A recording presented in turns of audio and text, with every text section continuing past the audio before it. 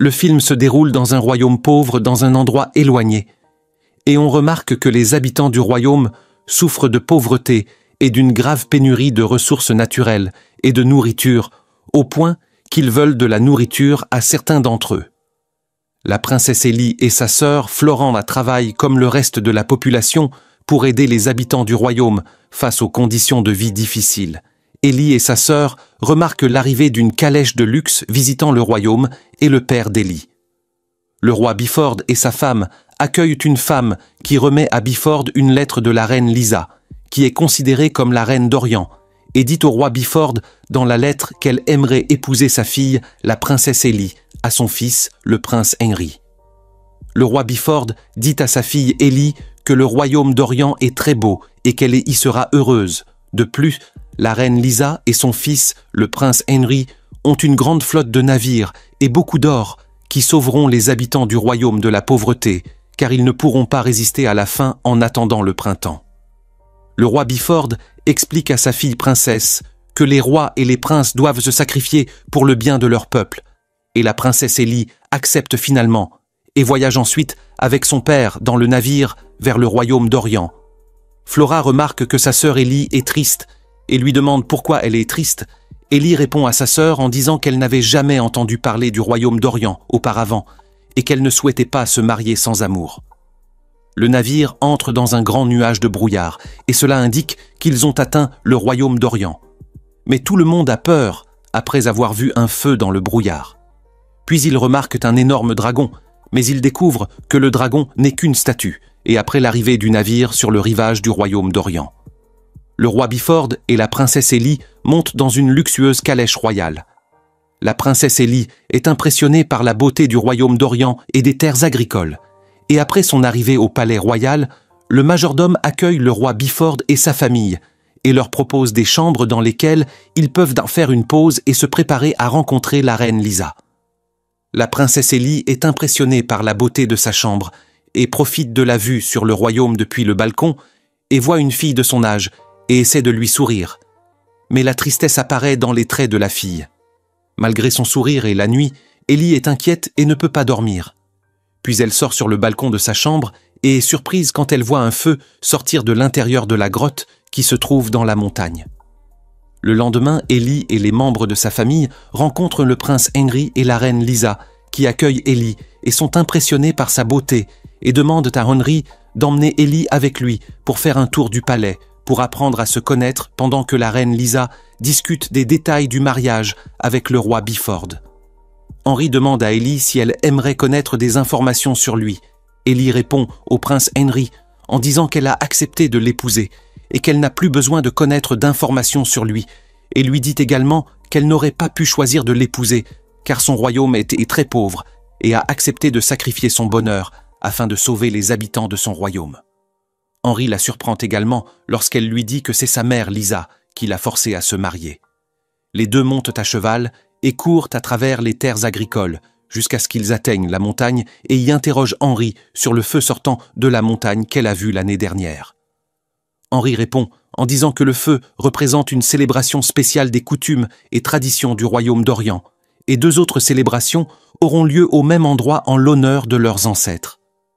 Nous revenons au roi Bifford, qui sort triste de la chambre de la reine Lisa, et sa femme lui demande s'il n'est pas d'accord avec la reine Lisa sur les détails du mariage. Mais Bifford lui dit que le mariage se passe si bien que la reine lui a donné un grand trésor d'or. La femme de Bifford lui demande pourquoi il est triste, mais Bifford se fâche contre elle et refuse de répondre à sa question. La femme de Bifford demande à la reine Lisa pour vérifier l'avenir d'Ellie au palais, mais la reine Lisa la traite avec arrogance et se moque d'elle.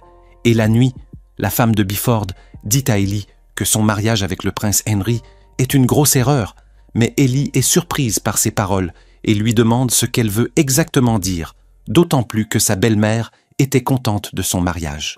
La femme de Bifford dit à Ellie qu'elle a eu tort d'épouser Henry parce qu'elle est mal à l'aise avec les actions de la reine Lisa et ressent quelque chose de suspect.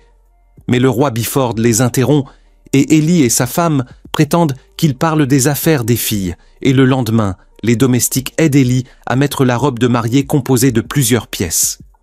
Ellie est surprise parce qu'elle porte une robe de princesse pour la première fois et est surprise lorsque les serviteurs mettent une pièce en forme de couteau et une chaîne à l'intérieur de laquelle se trouve une pierre précieuse odorante. La cérémonie de mariage commence et Henry et Ellie mettent les alliances, puis la reine Lisa met la couronne royale sur la tête d'Ellie et annonce à tout le monde qu'Ellie est officiellement devenue la princesse du royaume d'Orient. Ellie dit au revoir à son père et à sa femme, embrasse sa sœur Flora, qui promet de lui rendre visite, puis se rend avec Henry dans la voiture royale à la montagne et est surprise de trouver la reine Lisa et un groupe de membres de la famille royale qui les attendent, qui mettent des masques sur leur visage.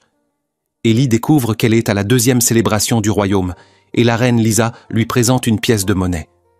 Lisa dit à Ellie qu'elle rejoindra un grand nombre de filles qui l'ont aidée à construire le royaume.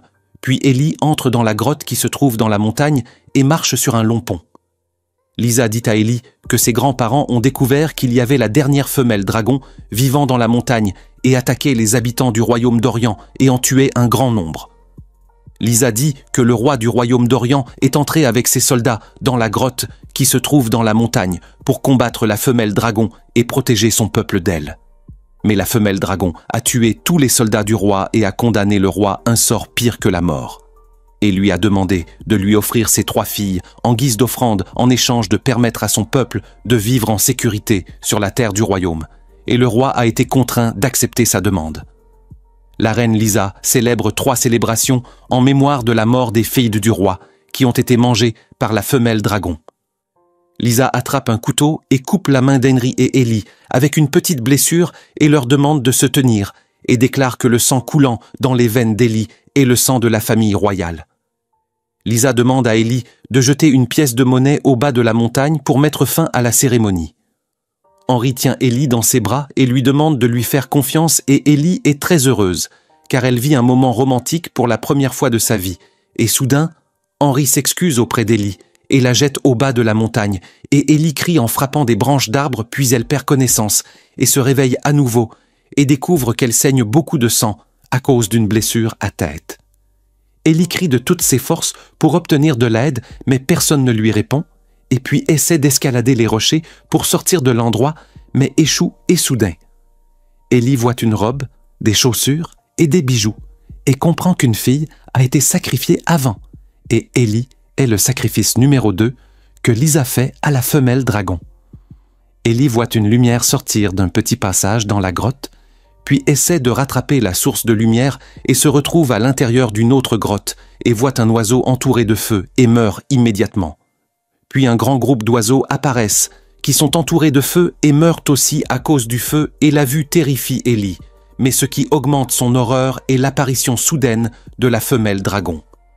Ellie essaie de se cacher derrière les roches et la femelle dragon lui demande son nom, et Ellie lui répond normalement et lui demande ce qu'elle veut d'elle. La femelle dragon dit à Ellie que la famille royale devrait payer le prix et lui dit également qu'elle sent le sang de la famille royale qui coule dans les veines d'Ellie, qui finit par se rendre compte que la reine Lisa a mélangé son sang avec le sang d'Henry pour la sacrifier.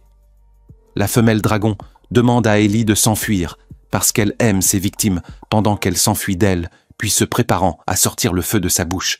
Mais Ellie entre dans une petite grotte pour éviter le feu de la femelle dragon et est horrifiée quand elle voit le corps de la fille qu'elle a rencontrée sur le balcon de sa chambre. Puis essaie de s'échapper du feu et entre dans un trou étroit dans la grotte et sort de l'autre trou avant que le feu de la femelle dragon ne l'atteigne. Ellie souffre parce que le feu de la femelle dragon s'est pris dans son pied, puis utilise le couteau qui se trouve dans sa robe et coupe une partie de la robe et y attache son pied.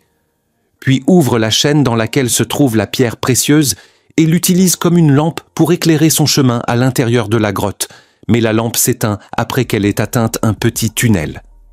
Ellie rassemble ses forces et se dirige vers un endroit lumineux, mais découvre qu'elle se tient au bord d'une montagne et essaie d'escalader les rochers pour atteindre le sommet de la montagne et découvre que la source de lumière est de petites laves, puis elle prend un groupe de laves et les met à l'intérieur d'un morceau de sa robe pour fabriquer une lampe d'un autre genre. Ellie continue son chemin à l'intérieur de la grotte jusqu'à ce qu'elle atteigne un lac et essaie de boire l'eau, mais découvre qu'elle a mauvais goût. Puis elle voit les rochers de neige et ouvre la bouche pour boire les gouttes d'eau qui tombent. Et soudain, la neige fond rapidement à cause du feu de la femelle dragon, qui fait fondre rapidement les rochers de neige. Élie échappe rapidement et tombe dans un trou dans la grotte et trouve autour d'elle un certain nombre de robes des princesses qui ont été sacrifiées et trouve également les noms des princesses gravés sur les murs et une carte montrant le chemin pour s'échapper de la grotte. Élie se sent fatigué et souffre à cause de sa blessure, puis s'endort et rêve des princesses qui étaient là présentes dans la grotte. Élie réveille rapidement et remarque que les larves collent dans son pied brûlé et apportent la contamination de la plaie à cause des larves, mais elle est surprise quand elle remarque que les brûlures ont disparu et que son pied est revenu à la normale. Puis attrape une lave et le met dans les brûlures qui sont dans son bras et remarque que les traces des brûlures ont également disparu, comme si elles n'avaient jamais été auparavant. Élie tient devant la carte et se concentre bien pour la mémoriser, puis commence à naviguer à l'intérieur de la grotte selon la description de la carte et atteint un endroit où la lumière du soleil entre et s'en approche et découvre que l'endroit est plein de rochers déchiquetés et utilise une couronne pour l'escalade, puis coupe sa robe et l'enveloppe dans ses mains et ses pieds pour ne pas se blesser en escaladant les rochers déchiquetés. Élie atteint le sommet des rochers et se retrouve devant un trou dans la montagne et se réjouit beaucoup. Puis elle voit de loin un groupe de chevaliers et les appelle bruyamment pour la sauver, mais personne ne l'entend crier. Et soudain, la femelle dragon attaque Élie et était sur le point de la tuer, mais se retire au dernier moment après avoir entendu la voix de quelqu'un l'appeler. Élie est également surprise d'entendre la voix de la personne parce qu'elle ne pensait pas que quelqu'un arriverait pour la sauver. Mais ce qu'Élie ne sait pas, c'est que les chevaliers qu'elle a vus depuis l'ouverture de la grotte sont son père et 2 des chevaliers de son royaume qui sont venus à la grotte pour chercher Élie qui entend la voix de son père l'appeler. Élie retourne à nouveau dans la grotte et essaie d'atteindre la source du son et trouve sur son chemin un endroit où il y a des bébés du dragon femelle qui sont morts, puis réalise enfin la vérité sur ce qui est arrivé à la femelle dragon. Nous remontons dans le temps où nous voyons le roi dans la grotte avec ses soldats qui se tiennent devant 3 œufs de dragon femelle. Les bébés du dragon femelle émergent des œufs, mais le roi ordonne à ses soldats de les tuer pour empêcher la propagation des dragons dans le royaume. Mais la femelle dragon était au sommet de sa colère à cause de la mort de ses petits. Puis elle tue tous les soldats pour se venger de la mort de ses petits. Et le roi s'agenouille devant et lui demande grâce, comme nous l'avons vu dans l'histoire que Lisa a racontée à Élie. La femelle dragon a décidé de conclure un marché avec le roi et l'a forcé à sacrifier ses filles et 3 filles de son peuple jusqu'au dernier jour de sa vie à cause de ce qu'il a fait à ses petits. Nous revenons au présent où nous voyons que la femelle dragon attaque l'un des chevaliers de Biford avec toute férocité et le 2e chevalier tente de s'échapper, mais la femelle dragon l'écrase sous ses pieds. Élie arrive à l'endroit et voit la femelle dragon debout devant son père. Qu'il ait son épée devant elle et lui dit qu'il était venu sauver sa fille, mais la femelle dragon la jette par terre et lui demande d'appeler Élie parce qu'elle le sent et sait qu'elle se cache. Biford est ravi quand il découvre que sa fille est toujours en vie. Biford s'excuse auprès de sa fille Élie à haute voix parce qu'il a fait une erreur en acceptant de la sacrifier pour sauver son royaume de la pauvreté. Élie est très triste après avoir entendu les paroles de son père, mais reste caché pour ne pas être vu par la femelle dragon qui bat Biford et enfonce ses griffes dans son corps et lui demande d'appeler Élie.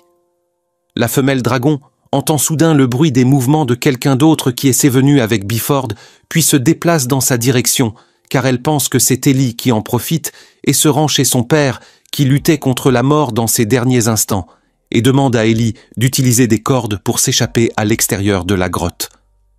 Biford dit à sa fille Élie qu'elle trouvera sa sœur Flora et sa femme qui l'attendent dans le navire, puis lui demande de lui pardonner pour tout ce qu'il a fait.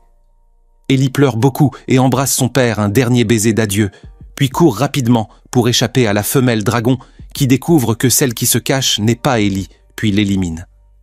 La femelle dragon commence à chercher Élie, qui grimpe sur la corde et atteint l'ouverture de la montagne avant que le feu de la femelle dragon ne l'atteigne.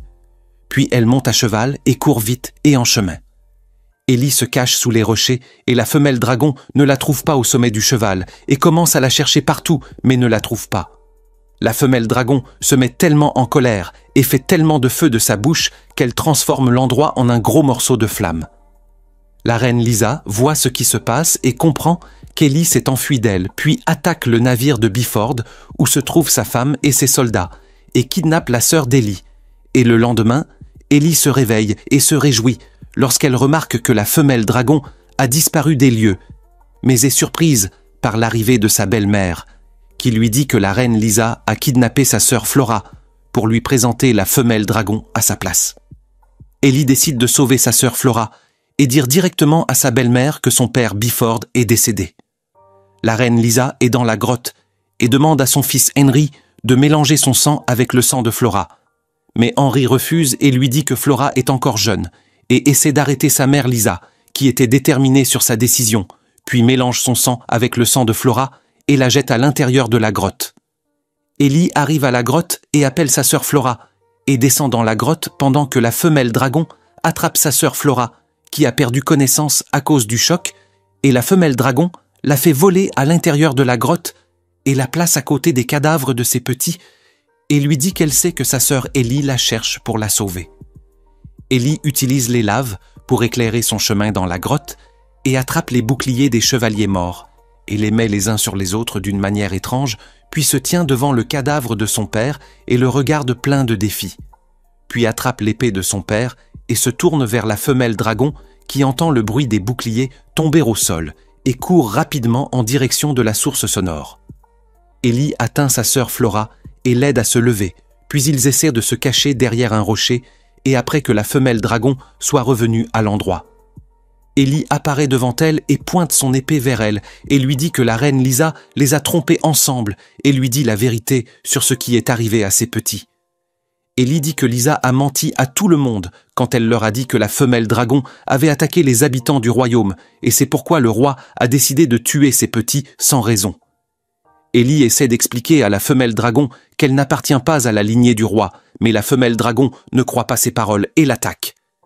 Élie tombe dans le lac et sa sœur Flora lui jette l'épée pour se défendre et Élie essaie d'atteindre l'épée, mais la femelle dragon l'attaque à nouveau et lui assure qu'elle ne pourra pas lui échapper, puis enfonce ses griffes dans le corps d'Élie afin de lui faire ressentir la douleur ressentie par ses petits. Élie hurle de douleur, puis attrape le couteau et poignarde la femelle dragon dans son œil.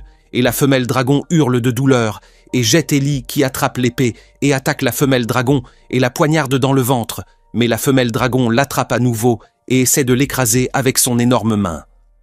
Élie poignarde la femelle dragon dans sa main et lui cause une douleur intense qui oblige la femelle dragon à la jeter puis la poursuit à nouveau malgré sa blessure et il semble qu'Élie se sente fatiguée et ne puisse plus courir. Mais elle trouve un rocher devant et qui manipule le vent et la tourne dans l'autre sens, puis pense à une idée intelligente. Élie se tient devant la femelle dragon et essaie de la provoquer afin de la forcer de sortir une grande quantité de feu pendant qu'Élie se déplace en direction du rocher puis s'éloigne rapidement du feu et le rocher renvoie le feu à la femelle dragon qui tombe au sol et est gravement blessée par son feu mais est toujours en vie. Élie se tient devant la femelle dragon et lui demande de voir la blessure dans ses mains et lui assure que la reine Lisa les a tout trompés et lui explique qu'elle a participé, avec Lisa, à tuer beaucoup de filles qui n'ont rien à redire à la mort de ses petits. La femelle dragon demande à Élie de la tuer et Élie était sur le point de la tuer, mais recule au dernier moment. Élie prend les larves et les met sur le corps de la femelle dragon pour traiter les brûlures sur son corps et pendant ce temps, Lisa était présente à la cérémonie de mariage de son fils Henry avec une autre fille, mais elle est choquée quand elle voit Élie, qui demande à la fille avec qui Henry va se marier de quitter les lieux. Élie dit à la fille que Lisa et Henry la présenteront comme la nouvelle victime de la femelle dragon et demande à tout le monde de quitter les lieux où ils seront tous tués. Mais Lisa leur crie dessus et leur dit qu'il n'y a pas besoin d'avoir peur d'une fille ordinaire comme Élie, qui la surprend quand elle lui dit qu'il n'y a vraiment pas besoin d'avoir peur d'elle, mais qu'il devrait avoir peur de la femelle dragon. Élie et la femelle dragon s'unissent pour se venger de Lisa. Puis la femelle dragon sort la femme de sa bouche pour éliminer Lisa et son fils Henry. Et le lendemain, Élie parle à sa belle-mère et à sa sœur Flora, et leur dit qu'elle a émis un ordre royal en tant qu'héritière du trône, après la mort de son mari Henry. Élie demande à la femme de son père décédé de devenir la reine du royaume d'Orient, puis monte sur le navire avec sa sœur Flora pour retourner dans le royaume de leur père. Et la surprise inattendue est que la femelle dragon les accompagne au royaume pour défendre Ellie et sa sœur partout et à tout moment, et aussi protéger les habitants du royaume.